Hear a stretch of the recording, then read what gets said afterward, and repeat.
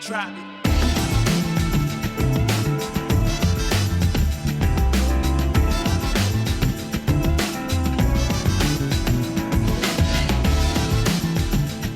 Hello and welcome to Be Real, the Maryland Real Estate Podcast. I'm Brad Cox with the Vesta Group of Long & Foster, joined as always by Michael Becker of Sierra Pacific Mortgage. I always pause there a little bit because if I do something goofy. Well, you're going to say get your adjectives going or something. I don't know. Like that? I'm You just need to bring them Trying back. to shake it up, dude. Break out your thesaurus. So, Michael, today we have a guest. Yes, we do. This is going to be a fun day. Yeah, excited. Sam Perry from Perry Moving and Storage. Welcome, Sam. Yeah, great to be here. Thanks for having me. We're thrilled to have you. Thank you. And today's topic is going to be planning your move. Insider tips for a successful moving experience. And Sam's my go-to company. We send all of our people there, and I'm telling you, everybody raves about them. Everybody's really happy. Everybody raves about them. That's a really important thing in business. There's nothing worse than referring somebody and them not having a great experience. That's the worst thing. And I imagine, Sam, you take it very seriously when somebody refers you a client that you really want to make sure they're happy. Yeah, absolutely. Yeah. Absolutely. Yeah. It's it's kept our family in the business for 3 generations, just standing by the service we're providing and really obviously maintaining great relationships with our referral partners. Yeah, absolutely. Well, we love you. Every client I've sent their way loves them, and we've just had a phenomenal experience. So that's going to be fantastic, and really looking forward to talking to you today about those insider tips, Sam. So, Michael, what's up, Sam? Interesting week, sports-wise, right? Well, we had Lamar signing draft. Yeah, Lamar signing a team that seems to be built around him. Yes, but I'm absolutely. tired of talking about Lamar. Let's wait and see how he performs. Right. I think most people will cheer him on. Yeah. There'll be a few distractors who will be angry with him because he took so long to sign. Well, that'll be the question, right? Is he going to walk on to booze in the field for the first game? I don't think so. I don't think so either. They'll change it, especially if we have a good preseason. The Ravens are 22-0. I think they won the last 22 preseason games. So yeah, if we continue that streak, it'll be it. But more exciting is a lot of people who aren't making a ton of money yet, and that's the young Orioles. Yeah, just second best on record. Fire. Until they lost to Atlanta, they had the second best record in baseball. They won the first game against Atlanta. Yeah, lost yesterday in late innings, unfortunately. Right. Our setup man couldn't hold the lead. Yeah. But it's really exciting. I mean, they did beat up on easy competition, but they won the first game against Atlanta, and Atlanta's a very good team today. Yeah. It's an early start. I think it's a noon start. We're recording this on a Sunday, so it's a noon start. We'll see if we win But it's fun to watch them, and these are guys who aren't making tens of millions of dollars. Right. They're all young. Yeah. I mean, they're making good money, but they're not, Right. I mean, Gunnar Henderson, this will make you feel old, Brad. Everything Third makes me baseman. feel old. Third baseman is 2 years younger than two of my boys. Both of my sons are older than the starting third baseman for the Orioles. How about that? I remember when I used to look at the dates, and I started getting older than the players in the Orioles. Right. That's now your kids are older. That'll make you feel old. Yeah, wait until our grandkids are. That'll be worse. I hope I get to see that. Me too. I plan on sticking around. Anyway, we'll see. But Orioles are on fire. We got good news on the Ravens, so should be an interesting several months coming up. Yeah, looking forward to that. Summer, right? Yeah. So, Michael. Yes, sir. Let's roll right in to the rundown. Let's talk about the rundown. All right, let's talk a little bit about mortgage applications. It's weird. The pattern had been, Brad, that as rates went down, mortgage applications had gone up, and vice versa. It kind of makes sense. Right. But the last 2 weeks, we kind of bucked that trend. 2 weeks ago, mortgage rates went up 12 basis points, or 0.12 on average. Not a huge increase. Yeah, it is. But even though the rates went up, the applications went down. Now, last week we saw a little decline in mortgage interest rates, 0.05% or 5 basis points, but mortgage applications went down 1.2%. I'm not sure. That's such a small decline. I'm not sure that's significantly relevant, but I would say we're range bound. Yeah. I think people at this point, we're a year and a half into these higher interest rates, somewhere in the sixes isn't scaring most people. And you can often get, if you pay a little bit of points with government loans, you can often get somewhere in the 5s. We definitely seem to be range bound for, let's say, a 30-year conventional fix for people with really good credit, somewhere in the mid 6s, maybe 6.375 on the low side, 6.7 or so, 7.5 on the high side, in that range. Yeah. We'll talk a little bit about those people who have really good credit when we're a little bit later in the show. We'll talk a little bit about my little foreshadowing for our Unreal segment. Yeah. But I think we're range bound. It seems the Fed met this week. They raised rates like they thought. Now the talk is this might be the last hike. There's a lot of people who implored them not to raise anymore because of the bank stress that's going on with these bank failures. Yeah. So we'll see. It's going to be the Fed has said they're going to be data dependent, so it's going to be one thing after another. We did have a jobs report on Friday. The headline number was higher than expected, but they had large declines or reductions or revisions to the previous 2 months, which kind of offset the beat. Yeah. Wages came in a little hotter than expected, which is what the Fed is hoping to cool down because that'll cool down inflation. Right. It's going to take something to get us out of this range that we've been in for the last month and a half, whether it's bad economic news or maybe continued bank stress. That would tend to make rates rally a little bit. PacWest is another on bank. the bubble, so we'll see what happens with that. Or a continued higher inflation that surprises to the upside could make things go the other way and force the Fed to continue hiking. Yeah. Let's hope that doesn't happen, and let's hope that the economy slows down a little bit so the Fed can pause here a little bit and then maybe start thinking about or talking about cutting rates. If they do that, mortgage rates will come down prior to the Fed cutting rates. Right. They don't follow. We're not wishing for people to lose their jobs, but we do need a little cooling in the market just so that inflation has to come down. Nobody, the only people who benefit from inflation are the really wealthy because they have assets that appreciate quickly. Your typical working man really does suffer from inflation, so getting that under control is really, really important. Yeah. Good. All right, so thanks, Michael. We'll roll right into the last 7 days in the Baltimore metro market. The active listings, we had a little tick up. Well, we're going from the last week of the month to the first week of the month? Yes. Okay. Yeah. Okay, that makes sense. Yeah, so we had last week when we reported, that was, to your point, Michael, that was the end of the month. We tend to see more closings, more activity in the end of the month. So this week will be correspondingly a little different. But active listings bumped up 6.32%. Pending sales down 3.23%. And the settled listings last week down 28.81%. And this is all from the previous week. This was the big change. The number that came off the market for some reason, whether that is temporarily off, withdrawn, expired, or canceled, that one jumped up quite a bit, 65.18%. Don't know why. It's an anomaly. It's a 7-day period, so I don't expect that to be a huge let's keep trend. an eye on that. We're going to watch it, but it is a big jump in 1 week to see that, so we'll see. Anyway, average days on the market, little tick down from 6.34%. Median days on the market flat, so no real change. 6 days. Gotcha. The total volume dropped. Again, not surprising because we see the last week of the month higher than the first week of the... People like to settle at the end of the month, and at the beginning of the month, not a lot of people are settling on their homes. Yep. So that dropped 22.28%. Number of concessions correspondingly down 28.26%. But the percent receiving those concessions, the seller help, flat, less than a percent difference. Up, but just less than a percent difference. Average concessions dropped a little bit, though, 6.43% down.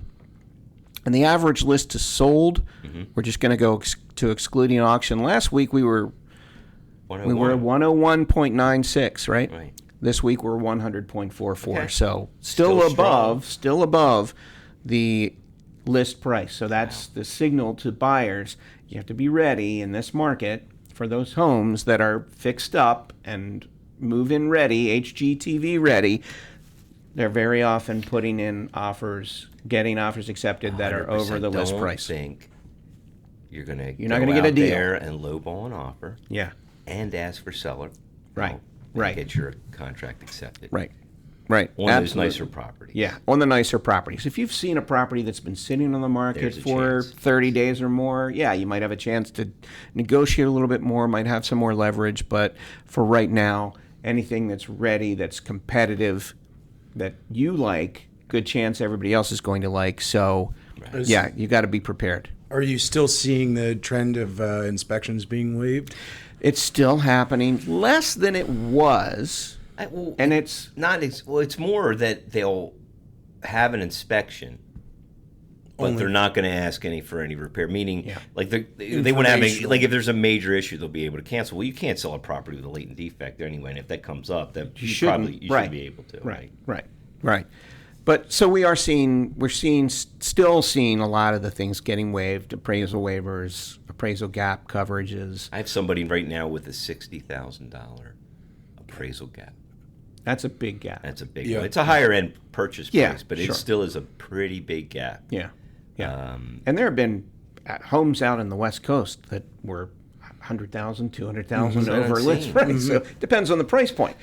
But for your average, so say a median priced home, right, 350-ish, it's not uncommon to see that go 20, 30,000 over list. The last settlement we had, somebody went over 10,000 over list to get the contract accepted. And thankfully, and they had a $10,000 gap. Right. Thankfully, only had to cover 5,000 of that. And appraised for 5,000 Yeah. over list, so only 5,000 had to be covered. Correct.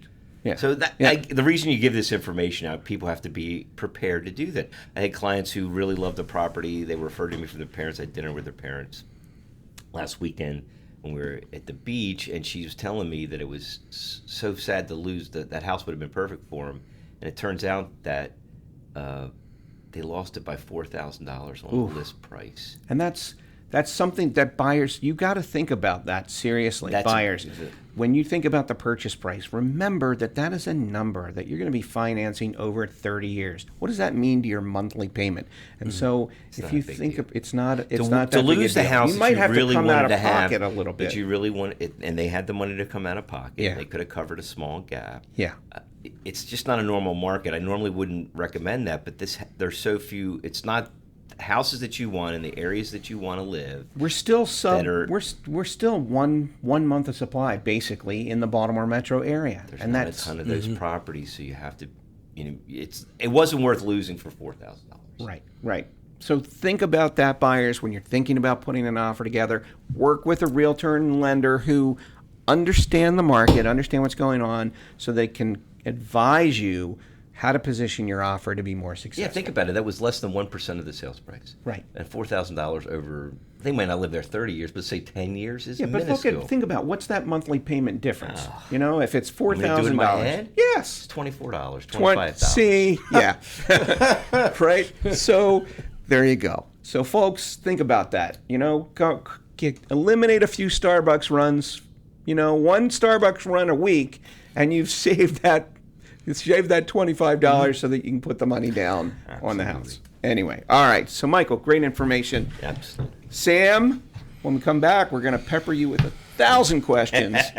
So be ready. Looking forward to it. Well, yes, we're going to come back to the scoop in just a second with planning your move, insider tips for a successful moving experience. We'll be right back. Try it.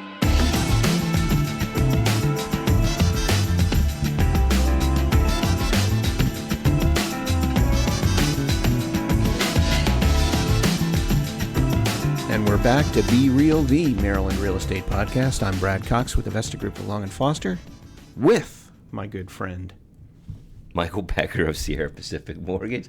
Every time you stop saying that, I keep waiting for you to say, come up with an adjective that describes me aptly or... Well, my good friend. My good friend. There you go. It's a noun, but yeah. All right, and we also have our guest, Sam Perry, from Perry Moving and Storage. Sam, again, thrilled to have you here. Folks, if you're thinking about hiring a mover, talk to Perry Moving and Storage. I'm telling you, it's the best move you'll ever make. In fact, I think that would be a great tagline for their company. What do you think, Sam? I think that is our tagline. that may be You their didn't make that up tagline. on the spot, Brad, did you? Somebody told you that. That's before. true. It is Sam's tag, but it's an apt description. the fun. Yeah, I'll admit I'm an idiot. So years ago, I'm shoe shopping with my wife. Okay. I can't remember the name of the shoe company, but we're sitting in the shoe company, and the guy hands her only the right shoe. And I'm like, "Do you have the other one?" He says, "No, we only sell the right shoe." And I said, "That'd be a great tagline for your business. You only sell the right And he shoe. says, and my wife starts looking at me. She puts her head in her hand, and she's like, "Brad, it is their tagline." What are you going to do? He's a little slow on the uptake. I said every once in a while. Nope, hadn't had. Well, I don't drink coffee. I have You no do excuse. not I have drink? no excuse. But anyway, all right. So Sam, right away, I want to ask you if somebody wants to get in touch with you Good point. for a free, no hassle, life-changing moving consultation. How do they get in touch? How do they get in touch with you? So you can visit our website, perrymoving.com, or you can give us a call at 410-799-0022. Perfect. Yeah. And folks, we're going to have some links. We'll link some stuff up in the comments for some resources that the folks at Perry Moving and Storage have put together, some really great information. And we'll also have a link for any of our clients who want to work with them that will take you right to their online bid quoting site. Yes. Where you can enter the information in about your move, and they'll be able to get right back to you, and makes life a lot easier. So we'll be rolling that out, and we'll have that link posted up in the comments after we post the show. So that's great. Yeah. Thank you, Sam. We do have a few options. We try and stay up with the times. We've got some technology. Yeah. We have a do-it-yourself survey as well. You can do a self-survey, so we can get an idea of what you need to move. Yeah. We have a landing page on our website. You can input your information.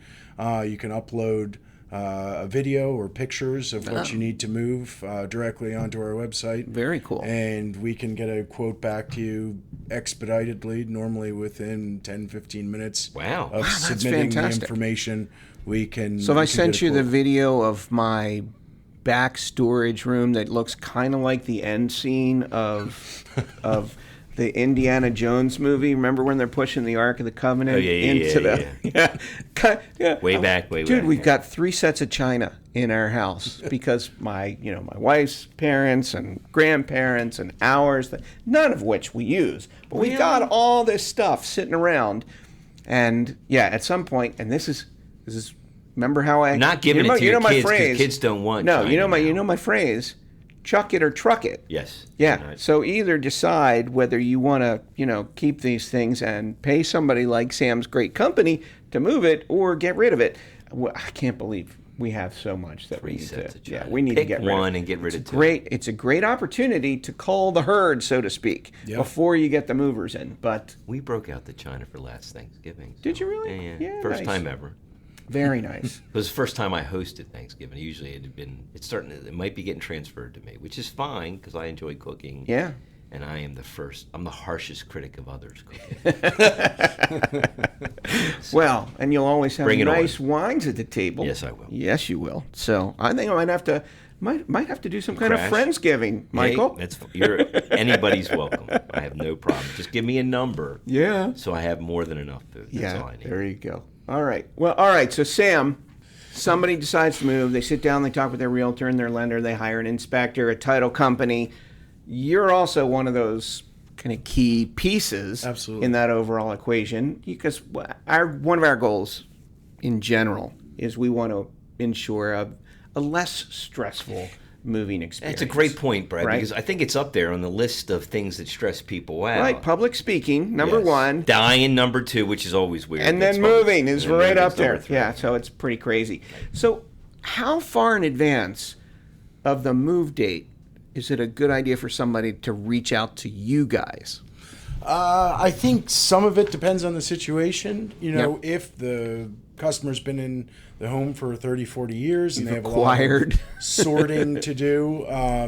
The sooner the better. I would say at least 60 days in advance. Yeah. We can get something done with, and again, it depends on a local move, interstate move, but I would say time of the year, what's going on in the market, how busy you guys are. During the summer months, the busiest months of the year, Yeah. I would say minimum 30 days in order to get the date that you need to relocate. But Yeah. So it wouldn't be a bad idea. Before you even get under contract. Right. If Yeah. you're thinking should- about listing a house and buying another home, Yeah. right, that might not, a call to you just to get an idea, the scope and the cost might not be a bad idea. I would say the two services that pair well together, moving and staging. So Yeah. you Great know, point. once you're getting the house ready for pictures, getting it ready to list, it's good to. I just had an appointment the other day, and I was there with the stager, and because some of the furniture had to come out of the house Yeah. prior to the listing, Right. and that furniture is also being moved to their new home. So you're storing that Storing for it. a little Yeah. bit until That's a great idea. and that's something people Yeah. should keep in mind Keep in too mind, as think another about it. option with as them. part of your decluttering. It's a value-added service that they offer, Yeah. right? You could come in, clean out some of it, hold on to it, and then do the full move later. Yeah, absolutely. Yeah, it happens consistently. Yeah. You know, that's it is a part of great our service. That's the start of the process. Right. Is being there when you're getting the home ready to list.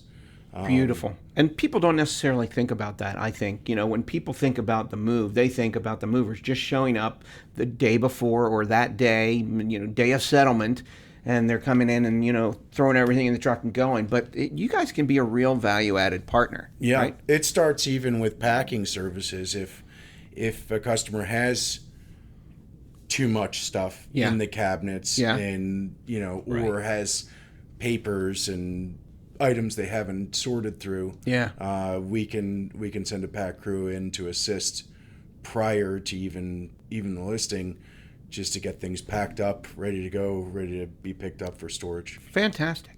All right. So what, if anything, should people do before they even call you? What are some steps they should take well ahead of that conversation? I would definitely, depending if you're downsizing or upsizing, figure out what's going to fit in your new home, what you're moving, what needs to go to donation, what needs to go to disposal. We can obviously assist with those.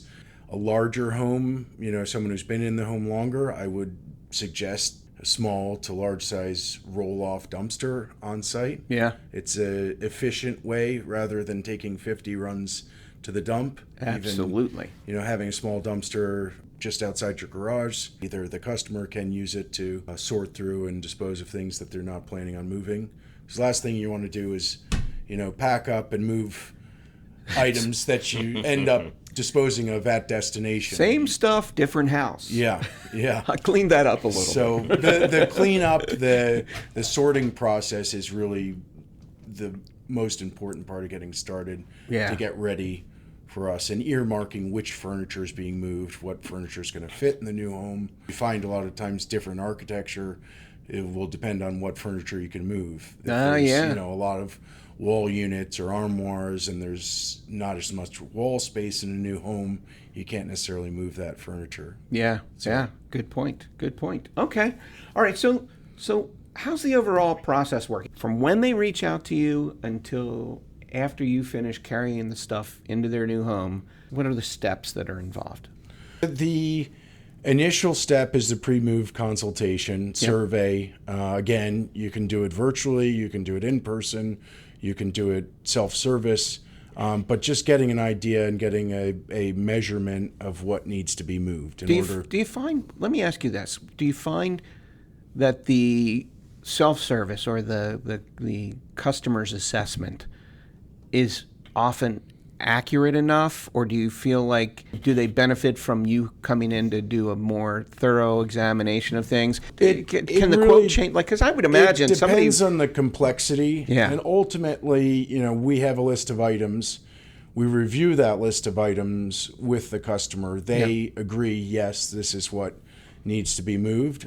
So larger moves, more complex moves, yes, I think it benefits from an in-person consultation.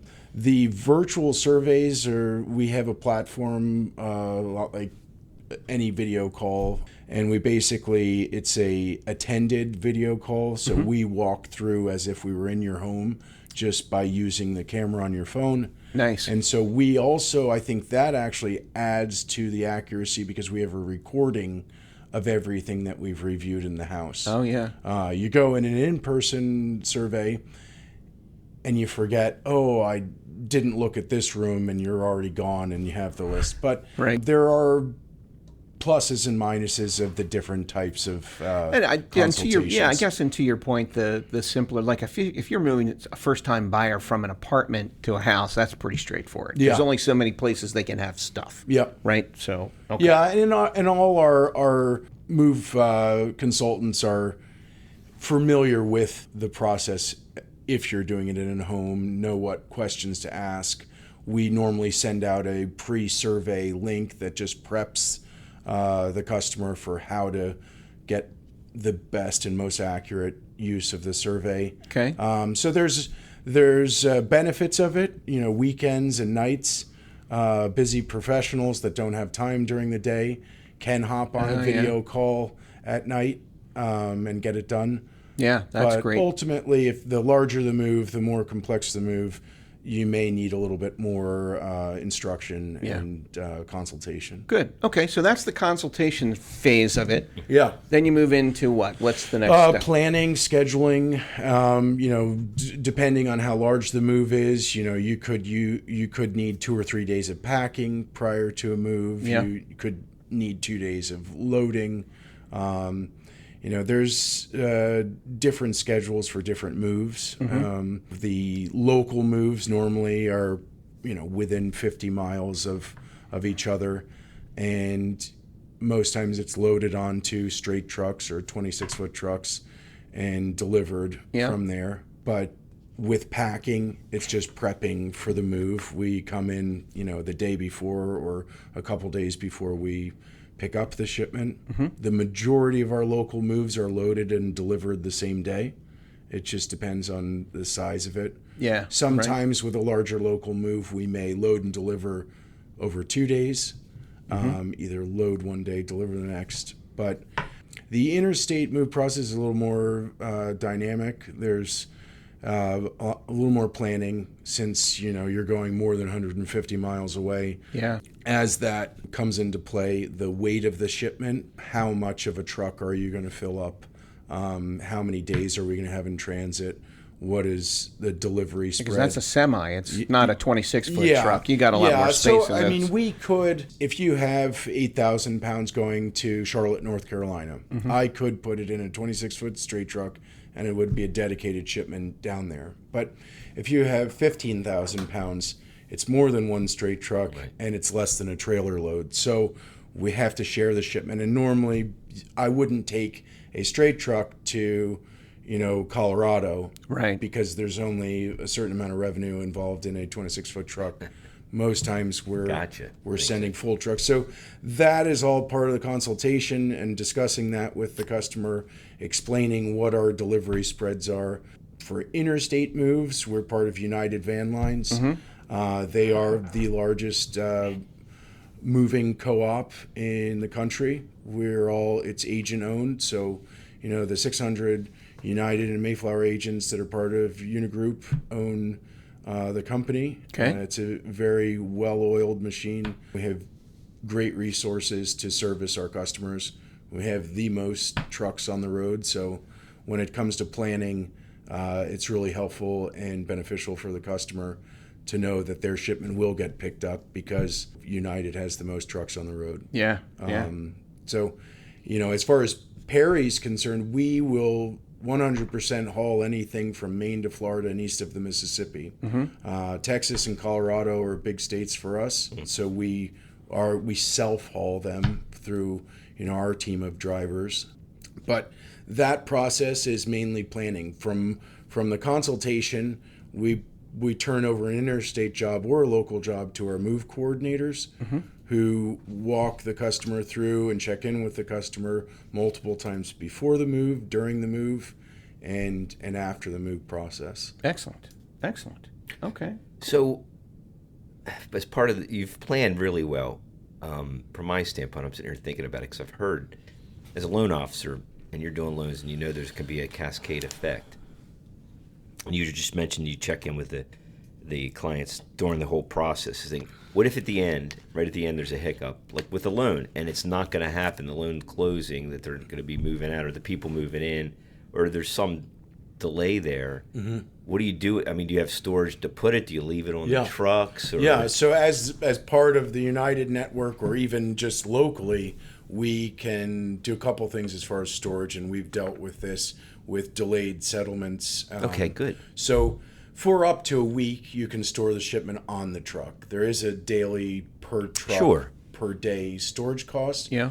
And after about a week, it doesn't benefit you to keep it on the truck. Right. We'd probably want to pull it off and put it in one of our climate-controlled warehouses. Mm-hmm. Gotcha. But that is especially if you're moving possible. Things like, records, and vinyl tends to work. Things like, in things the hotter months. And things that can summer. be an issue. Yeah, but that can come up. I mean, it's not often, and hopefully it is just a day. Usually when something like that lasts second, it can be the employer or maybe even the client themselves changing jobs and not even thinking it's going to be a big deal. That's usually the biggest one at the end. Right. Yeah. Somebody will, they didn't tell you, they never let you know they were switching jobs, which is all good and fine, but that changes the underwriting process, and something has to be verified, and it can delay a closing a day or two. Yeah. They don't think it's any big deal because it's the same line of work. Maybe they're making a little bit more money.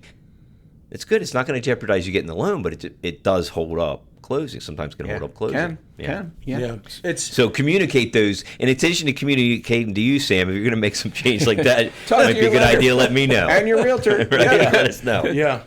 It's come up. Yeah. I've had an extreme situation. A good friend of mine was relocating to Dallas, or he thought he was relocating to Dallas, but thought, hey, I'll stop in Charlotte on my way and take a job interview. And he ended up, his goods are on the way to Dallas, and he took a job for Wells Fargo in Charlotte. And, and so we were able to, for an additional fee, obviously, reroute that truck. It hadn't quite made it to Texas yet, and deliver his things in Charlotte. That's a big change. So nothing is unusual in our business. You can circumstances change at a moment's notice.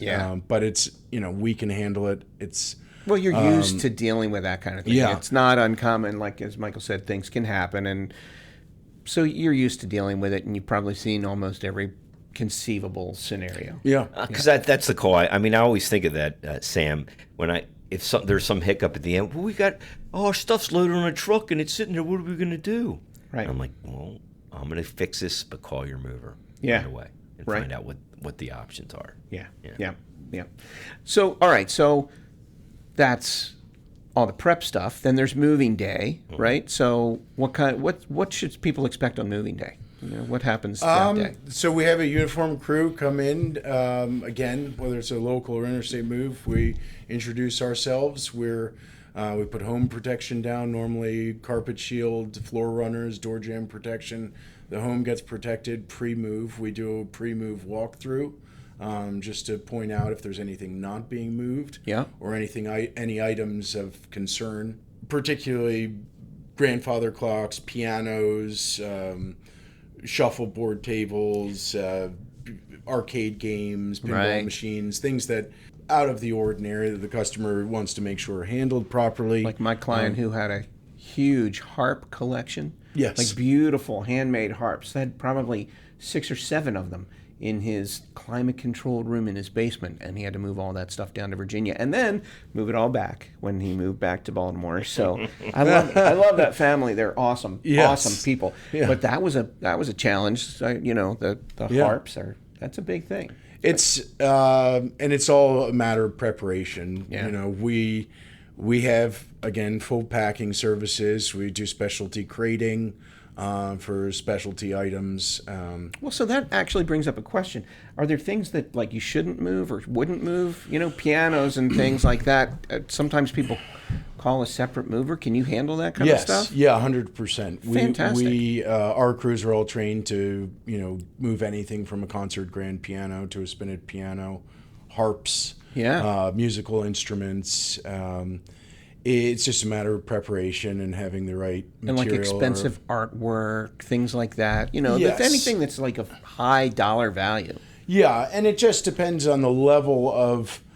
We had a customer with a number of high-value pieces of artwork, and we contracted with a specialty crating company to crate some high-value artwork.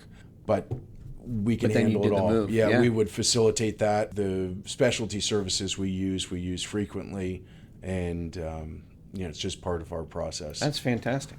Well, so we talk about packing and some of the specialty things, but are there strategies for packing that makes the move go any easier? Like, and you mentioned the services that you have, but do most people pack themselves or do they hire you? And is there any advantage, maybe, either way? Yeah, I mean, obviously, there's a certain cost savings if you're able to pack yourselves. We have packing videos and demos on our website to assist our customers in packing themselves. Mm-hmm. We offer free recycled boxes if you don't mind using slightly used boxes. Mm-hmm. It'll save you on some packing material cost. But I would say maybe 50 to 60% of our customers do pack themselves. Okay. Or they pack non-breakable items and have us pack the breakables. Yeah. The breakable stuff like china and dishes are a little more technical to pack. Say a third of the cost would be to have us pack the breakables, Mm-hmm. and then 2/3 of the cost would be saved by packing non-breakable items that are really easy to pack. What's your packing material of choice, right? Bubble wrap? Is that a bubble wrap kind of thing? Or, So newsprint, packing paper, bubble wrap, dolphin foam for really high value dishes. Dolphin foam. I don't know what's what's dolphin foam? thin foam. Okay. There's bubble wrap, which has bubbles, large or small. Right. Mm-hmm. And then there's dolphin foam, Right, which you get to have fun with at Something the end new of the to me. move, right? Yeah. You get to pop all the bubbles. Dolphin foam, not so your dog much out. fun, but it's just a thin piece of foam that can go in between plates, wrap in wine glasses. But generally, packing paper, uninked newsprint paper is our primary packing instrument for nesting inside boxes. And for artwork, we have glycine or oil-free paper. Yeah, we have an assortment of packing material that we use for packing services. Normally, all our pack crews have an abundance of packing material on their vehicles when they show up for a pack job. Beautiful. So Beautiful. All right. So we talked about it a little bit earlier, like, if somebody's doing that cross-country move, from the person moving perspective, are there things that they need to think about with regard to their cross-country move? Like with the local move, you're not going to go from your house number 1 to house number 2 that day and sleep there. sleep there that night, Yeah. right? So, Not usually. so what kinds of things should they think about? That is a good point, because planning is important for an interstate move, because most likely, it really depends on the size of the shipment again, but we may have a couple days in between when we load the shipment, or if we're going to the West Coast, maybe even over a week between when we load and when we deliver. So you're going to have to explore temporary housing, and hotels, maybe rentals. think about, with packing, having some supplies with you for the short Correct. term. Yeah. Yeah. Have a go bag, as we say. Just have essentials that you need. When kids are involved, obviously you need a lot more essentials. Right. Being prepared to not have all your worldly possessions with you right away. Right. And how you're gonna. We can also ship your cars. So what are you going to use temporarily if your car isn't available? So that's a good point, the car thing. If somebody, driving across country could be a lot of fun, right? Yeah. You might enjoy that trip, but you also might hate that trip. So if you're inclined to drive across country, that's one thing. But if they're not, What's involved in shipping the cars? So we can either use a car carrier, and we have a car carrier group as part of our van line, or we can ship the car inside the truck with your household goods. Oh, okay. Sometimes that's slightly more expensive, but it's sometimes a preference for a customer who wants everything to arrive at the same time. Yeah. And that's guaranteed. You have your vehicle, your household goods, everything arrives at the same time. Yeah. So the only difference, there's a slightly higher cost for combining household goods and the vehicle, or we can use a car carrier that just carries cars. Interesting. Okay. Cool. Say I want to move to California from Maryland. Yeah. I don't want to. I'm not going to ask you a specific dollar amount, but what should somebody think about? How much does that cost to send the car out to the West Coast? So it's the average family. You got 2 cars. Yeah. You got to ship both cars out. What's that going to cost somebody? So each car to California is probably about $3,000. Okay. Yeah. Well, so that can help you decide whether you want to do that drive or not. Yeah. Right. Well, and some customers say, well, we'll drive one car and ship one car. Yeah. Right. It's all about convenience. What works best for the customer, and how often have you moved? Yeah. I have customers that have been in corporate relo and moved 10 different times, and it's an easy consultation because they've done it all before. But, right. Or people in the military, they tend to move quite often. Correct. More often. So. And kind of explaining to someone whether they're in the military or corporate relo, I know you're used to a full service move with all the bells and whistles. Mm-hmm. We'll try and give you similar service, but since we're considering the cost, here's things we can do to reduce the cost a little bit. So you give people options. Yes, absolutely. I mean, there is never an all or nothing situation in our business, and every customer is slightly different. Yeah. Well, it's good to know that they can kind of customize what they need. So that's great. Yeah. All right. So, Sam, lots of times we run into this on the real estate side of things too. Sometimes they think when they buy the home or sell the home that they can go without using a realtor. And they think, we can sell it ourselves, or we can buy ourselves and save on that commission or whatever.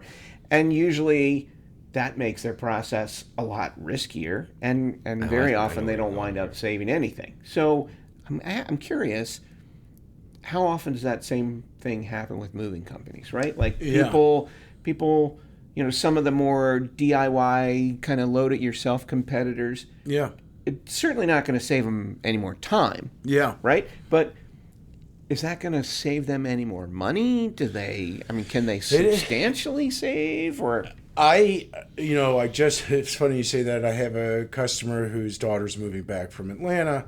They looked at U-Haul prices. Yeah. And with the cost of diesel, U-Haul prices, and just the inconvenience of driving a rental truck and having to load it yourself and unload it yourself, the rental costs have gone up significantly. Mm-hmm. The cost of fuel has gone up. Yeah. So oftentimes it's not a huge cost savings. And it's, as you said, a DIY situation where you're taking on all the risk and you're, driving a truck that maybe you're not used to driving.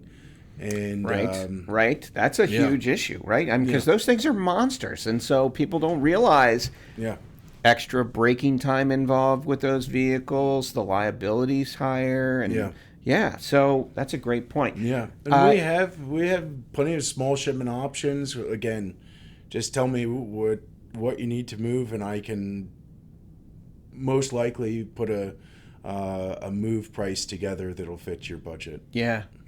Well, and I think that's a good takeaway for people too in this.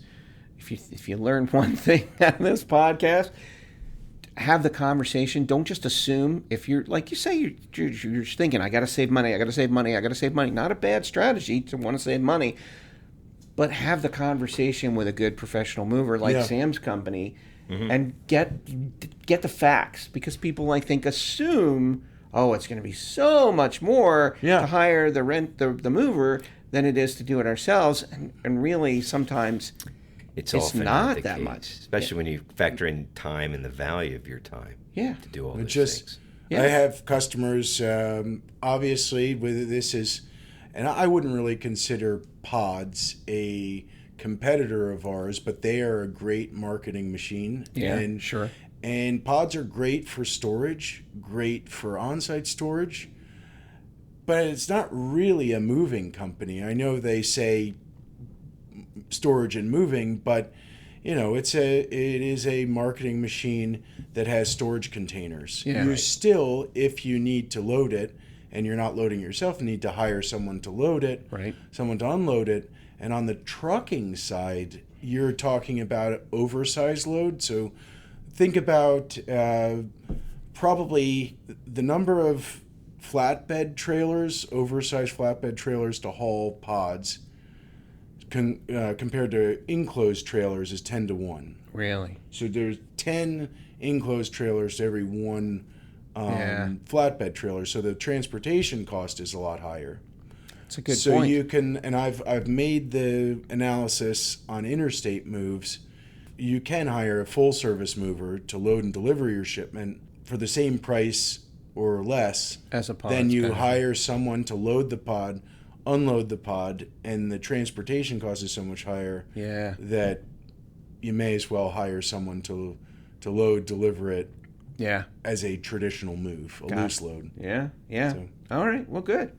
All right. I'm curious because I always see weird stuff when I walk into a house. What are some of the weirdest things you've ever had to move, or like the strangest thing that's happened during a move? I had an interesting customer who liked to collect things, and she had a country store old school candy display. Really? 50 different candies from this country store. She bought the entire country store Wow. candy section. Wow. And that same customer had a dozen carousel horses, full-size carousel horses. Whoa. Yeah. Not yeah. moving into a condo, that person. No, they moved to a big ranch in Texas. Yeah. And, There you go. Yeah, so You kinda need you that. run into it. It just depends. Yeah. I mean, I collect wristwatches. I think you'll be a little easier when you have to move. Yes, That's much yeah, easier, right? yeah. Well, and those are so. And those apparently are certain, China sets. How about a passion of mine? Yeah, Extensive wine bottles. collection. Yeah. Yes. Yeah, Because I've not had- only if they're not, it may have to be temperature controlled as well. If some of them are nice, Yeah.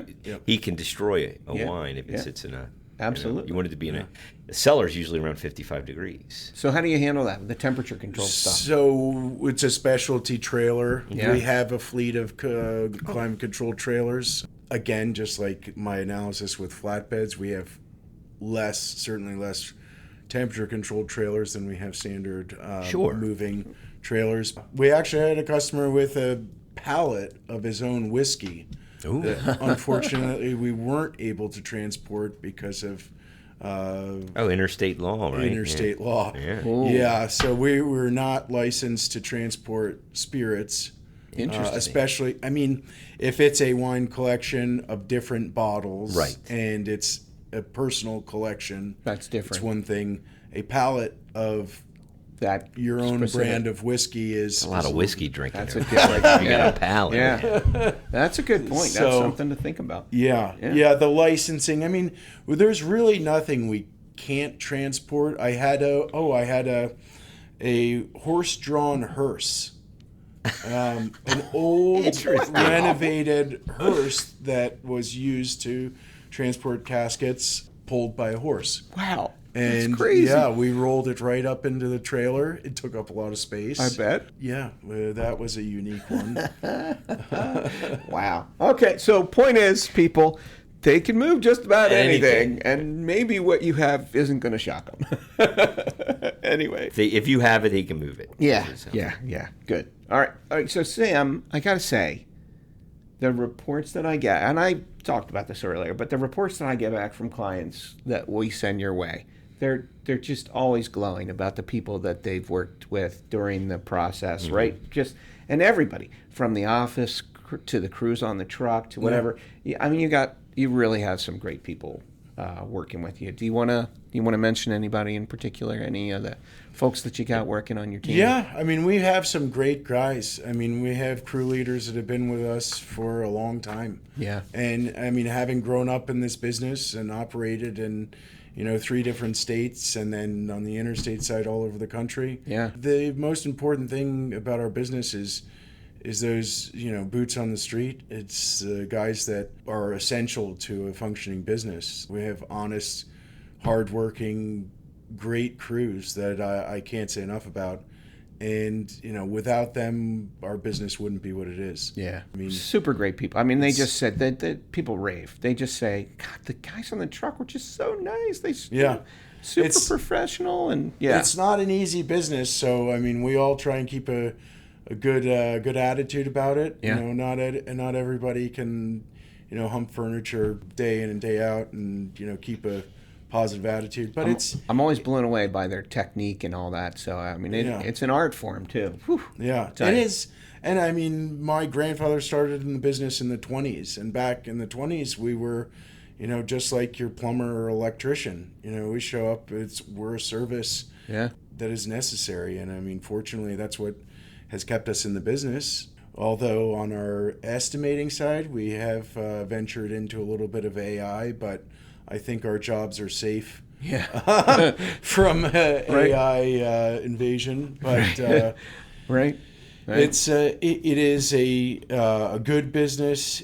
We've got great folks, and it'll be a few years off before we have the Terminator moving truck crews. Yeah, crews. Yeah, yeah. I think we are a big family. We've got almost 100 people out in the field, big fleet of trucks, and I know everybody who walks into the building. Yeah, that's great. We all know each other. That's absolutely great.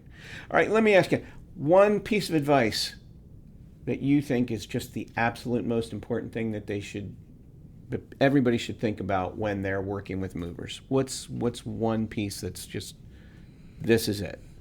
I think the key is having a legitimate mover. Having, there are plenty of movers that I'm friendly with and that I would compete with.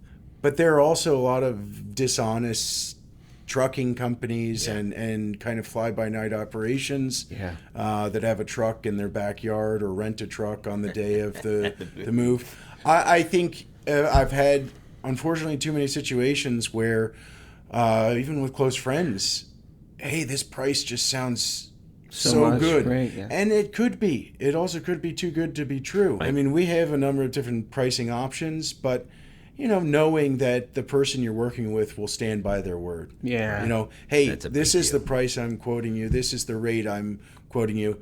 And it's not going to change. Yeah. It's not going to change on the day of the move. And we're going to be available. That's the other thing. You have someone who books a move and then they get a better move and they have limited capacity and they bump your move. I've gotten a handful of those calls. Right. Hey, we've got an emergency situation. Yeah, we have, on the Real Producer site, hey, can any of our movers help this customer? Their mover never showed up. Yeah. Wow. Yeah, and if you're going to give a deposit, have a contract in place. Yes. Have a signed official document, order for service, a contract in place. On the interstate side, you're really not required to give a deposit on an interstate move. And the interstate side of the business is heavily regulated, and know that you need to be a professional registered mover for an interstate move. Yeah.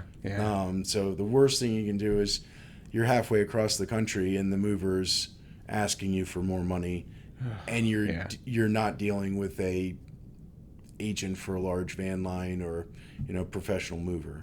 So there's no recourse at that point. Right. And on the local side, Maryland is still unregulated, but most companies should be either acting on an hourly basis or a fixed cost basis. And it's nice if they have brick and mortar, if they actually have a facility and they're not going anywhere. Right. Yeah. Because there's plenty of companies on the local side, since it's not regulated, anybody could get a DOT number and start a moving company. Right. But if they've got brick and mortar, it means they're in the business to For the Yeah, long, they're for the long haul. Yeah. well done, Michael. Touche. It's my pun for Well, that. there you go, Michael. Thank you. That was beautiful. All right. Well, all right. So, Sam, phenomenal information. Thank you. I appreciate it. It's just been great, great advice for people. One more time, if people need to get in touch with you guys to set up that life-changing moving consultation or to ask any questions, how do they get in touch?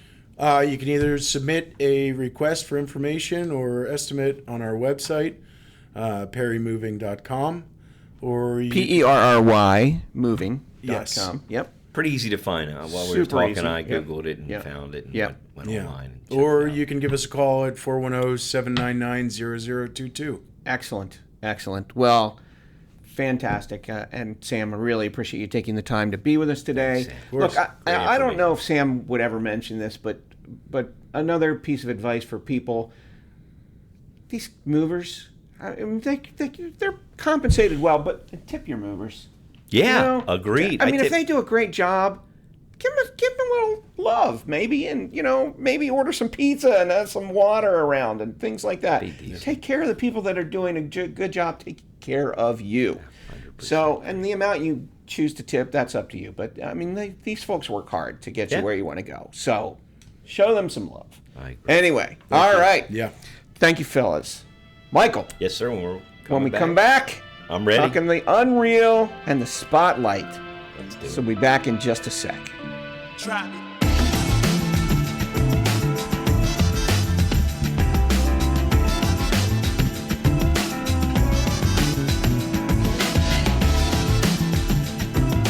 And we're back to Be Real, the Maryland Real Estate Podcast. I'm Brad Cox with the Vesta Group of Long and Foster, and my partner in crime. Okay. I'll be that guy today. Sure. Michael Becker of Sierra Pacific Mortgage. How you doing, Brad? Great, Michael. And we've got our guest, Sam Perry. Sam, thanks so what much. You really, in the last section, you really you dropped some truth bombs. It was really great information. So we really appreciate you being here, man. Thank you guys for having me. Absolutely. Absolutely. All right, so Michael. Yes, sir. Rolling into the unreal. Something we were probably the first to break it. We were the In the nation. first. Yeah, Isn't it funny how the first in media- the nation, hard-hitting I journalism. think it was January 23rd.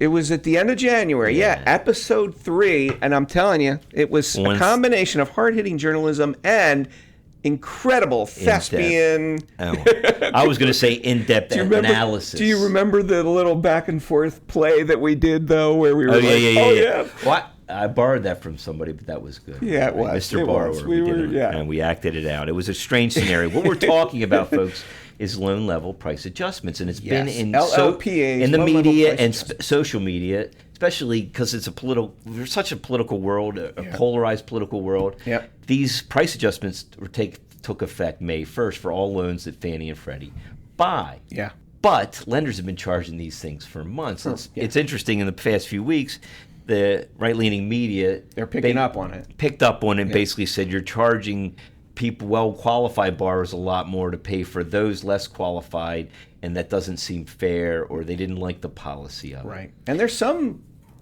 journalists who are getting it wrong. They were getting it wrong. Wall Street Journal said those adjustments were rate adjustments. They're not. They're fee adjustments. Loan level price adjustments are That's fees. right. We are more reliable than the Wall Street Journal.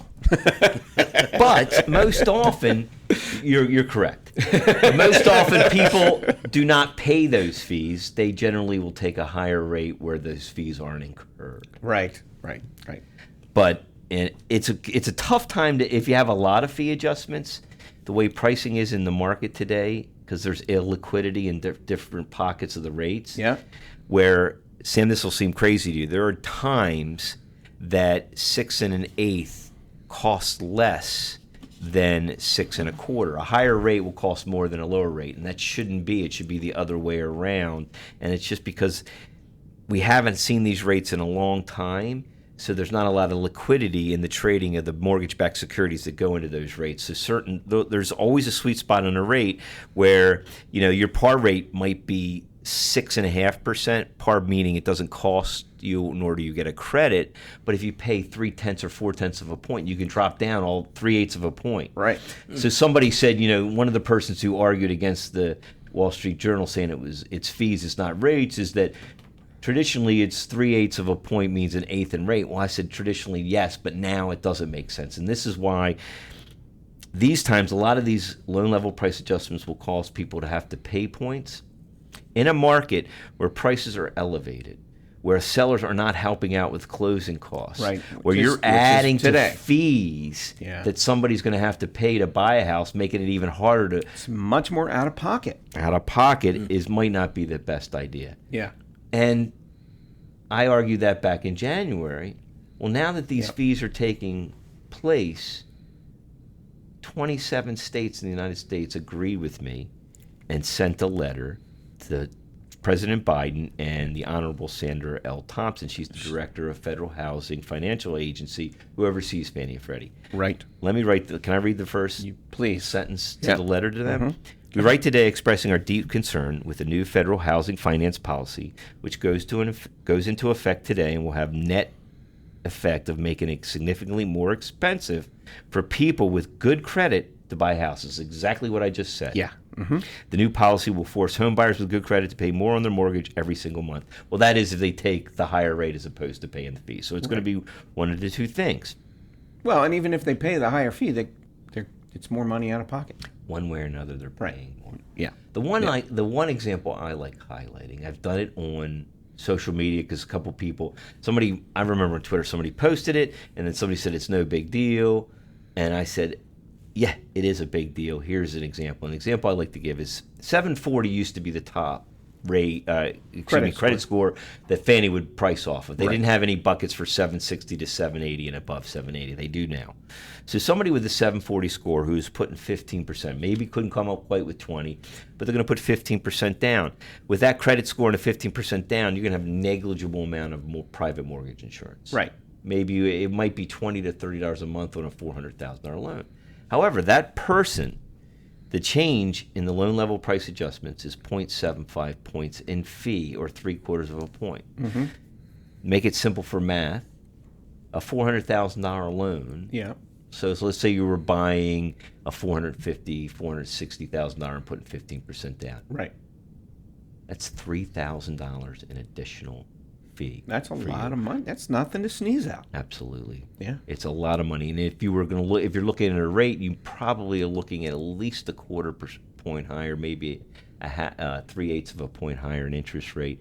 That could add $100 to your monthly payment. And to your point, Michael, you're not getting that seller help now from a seller. That's got to come out of your pocket. And so here's the letter goes on to say, the policy will take money away from the people who played by the rules and did things right, including millions of hardworking, middle-class Americans who built a good credit score and saved enough to make a strong and down 740. payment. So when we were at our networking group, we didn't have enough people, but I wanted to ask people. I wanted to take a poll of people what they thought a good credit score was. And traditionally, a lot of people will say 720 because that's what you see a lot on the commercials. Yeah.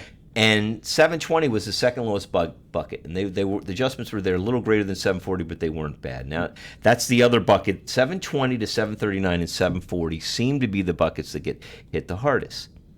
Sandra L. Thompson, who's head of FHFA, responded. Mm-hmm. She wrote a letter, and she said she didn't think people were going to be charged more. She mentioned that a lot of people were paying less in loan level price adjustments, and that is true. I have a heat map here. I wish I could show it on a screen. You know what? We'll put a link to the heat map in the article. I think it's a great idea. In the notes. And a lot of people are paying less, specifically those with the less than 5% down, the 3% down. They are doing better, which is I like that idea. Sure. But all the other people with below a 680 scores, Guess They're not going to stick with Fannie and Freddie. They're not going with Fannie or Freddie. FHFA doesn't have adjustments. If you're 660, 670, 650 score, most of those people tend to go with FHA. And FHA has better rates, and they just dropped. They dropped their mortgage insurance even premium. Before the mortgage insurance premium, they probably would have gone that. Now they definitely will go that. So, it basically is like charging more. She also argued that Fannie and Freddie were undercapitalized, and that is a good idea to allow them to capitalize. But the issue is, when they were taken over by the government, there was $116 billion in bailouts. By 2014, they had paid that money back. Yeah. They allowed that the profits from Fannie and Freddie from 2014 all the way to 2019 were rolled into the Treasury, and Congress spent them year after year. It's only since about 2019, 2020 that they've been allowed to recapitalize, and they're about halfway there to be able to go private again. I don't think these were necessary. They were on a trajectory prior to these changes to make it happen. Yeah. And it just doesn't seem like good policy to charge people with good credit and who play by the rules to pay more. It's definitely backwards thinking. That's why 27 states wrote to President Biden. So we'll see what happens. Who knows if it'll get rolled back, but we're certainly voting agree. for That that. is unreal. It doesn't make sense. Yeah, absolutely unreal. All right. So, Michael. Yes, sir. This week, in the spotlight. Crabs. Dude. Crabs. The weather's warming up. Has me thinking about it. Yeah. The Maryland's cultural delicacy. Steamed crabs. Yeah. You know how many crabs you get in a bushel, guys? Do you know? I always say if you get large, it's 5 to 6 dozen, I think about it. Yeah, 60, 70, about 60, 70. How many people should that bushel feed? They eat crabs like me, 5. Yeah, right. I'm a dozen. I love it when we get a bush when people peter out after 3. Oh my God. They get tired. I'll be sitting there I'll be like, all day. I'll sit. You're washing your hands? No thanks. Oh, well, so when I have it at my house and we get a bushel, I make sure there's plenty of burgers and dogs and fries and stuff for people who want to fill them up. Then they got peter out. Go get a burger, baby. I'll sit here and eat crabs for the next 2 hours. Absolutely. And you know what? I never feel like super stuffed after eating 2 million crabs. That's why you have fries or burgers or something like that. Yeah. But I don't feel guilty about putting a dozen crabs away if But I'd rather eat them. I mean, they're okay. Usually, actually, what I do, if I get full or I'm tired of doing it, I'll finish picking the crabs so I have the crab meat rather than save the my crabs. daughter does that when she picks. Mm-hmm. She puts everything aside and then eats it all. And then eats it all at once. And I'm she better not sit next to me because that back thing. I'm always amazed at her willpower to sit there and just pile it up. I don't think I can do it. You know what's one other thing I do when I have crabs? Yeah. Or we get a bushel of crabs. What? Do you know what cooler corn is? Cooler corn? Yeah. You like sweet corn, right, with crabs? Yeah, it goes great together, right? Yeah. So the trick is you parboil it till it's almost ready, and you pour the boiling water and the corn into an igloo cooler, shut it. Yeah. And while people are eating crabs, whenever they're ready, they get up, and it's still warm, it's fully cooked. Yeah. Oh, that's a great idea. You know, because if you leave it in the boiling water too long, the temperature slowly comes down in the water, so it stops cooking, but it stays warm. Yeah, it's that's a great idea. It's the coolest thing ever. I love that. Do that. If you ever have a cookout, do cooler corn. Google it. You'll tell you how to do it. Cooler corn. Love it. All right. So you guys eat soft shell crabs too? Love them. Yeah. I've never been able to acquire the taste for the soft shell crabs, and I know that seems very. Was it because you're eating Minnie says the same thing. She's like has a problem because you're eating the whole thing. It's the texture thing for me. It's cooked right. It's crispy. I know. I don't know. It's just a thing. How about it like if it was tempura, like when they do in a sushi? Well, I can't do that because of the breading. But it's a delicacy. You gotta love it. Anyway, all right. So steamed crabs has me thinking of one of my favorite spots to get steamed crabs. And a great place to eat them. Which is Cantlers Riverside in Annapolis. So they're at 458 Forest Beach Road in Annapolis, 21409. They're right on the water. So it's a beautiful spot to eat. Amazing crab soup, too. They have salads and sandwiches and fries and coleslaw and Michael, corn on the cob, maybe not cooler corn, but they've got you don't need it there. Tell them because they'll figure it out and they'll steal it. Will. Yeah, they probably will. They even have fried chicken or filet mignon or pizza if you really want to get that that is stuff. a diverse menu. Yeah, they've got a lot of different things. So if you have a kid who's a picky eater, bring them along. They got something for them. Anyway, it's first come, first serve. They don't take reservations unless you got over like 20-some people. So get there early. They open every day at 11. Sunday through Thursday, they open until 11 p.m. And then Friday and Saturday, they're open until midnight. They've got, if you want to arrive by boat, they have free docking for guests who arrive by boat. Wow. So, and they're on Instagram at Cantlers Riverside. And on Facebook, you can search for Cantlers Riverside Inn or www.cantlers.com, or you can call them 410 757-1311. Yeah, it's not necessarily right around the corner from us here in Lutherville, but great little trip. Nice trip down to Annapolis. Enjoy it. And, oh, boy, I'm telling you, it's worth it. They're great. Right. They're really great. Good So if you haven't been, check it out. Yeah. check them out. Give them a try. Love them. All right, so fellas. Yes, sir. Great information. Episode 17. In the books. In the books. Thank you all. Folks, you can listen to us on our website at BeRealPod.com. You can listen right there on the site, or you can listen to us on any of the major podcast platforms. If you listen to us on the site, though, we have comments. Yeah, you can give us. Yep, you can shoot us comments. Be critical. Let us but know. nice. Yeah, let us know how we're doing. If you want us to talk about something, whatever, let us know. Check us out. And Michael, Yes, sir. if somebody needs to reach you to talk about mortgage, how do they get in touch? Cell phone's always the best because I'll see it quicker than I will email. You can call me or just text me, 443-310-0012. Again, it's 443-310-0012. And if you prefer emailing me, that works as well, michael.becker@spmc.com. And Sam, one more time for you. People need to reach you and Perry Moving and Storage. How do they get in touch with you? Either on our website, www.perrymoving.com. You can email me as well, sam@perrymoving.com, or contact our office, 410-799-0022. Beautiful. And folks, if you need to reach me to talk about your real estate needs, 410-375-7550 is my cell. And you can reach me by email at brad@homesbyvesta.com. So, fellas, again, thank you for a really great episode. Thank you. Thanks, Yep, Sam. absolutely. Good having you. And Thank you, Michael, Michael. next Thanks. week, Yeah. Oh, I like it. yeah, we're talking about It's a those big debate now. Yeah, first-time buyers. Should you buy now or should you wait? Should you wait? Yeah. Because there's So, a big debate with rates up and values up. Should I just rent and see what happens in the future, or is now the time to buy? yeah. So, I'll give the pros and cons to both. yep. So we'll talk about that and more in our next episode of Be Real. The Maryland Real Estate Podcast. Thanks, guys. All right. Talk to you soon, folks. Bye. Trap.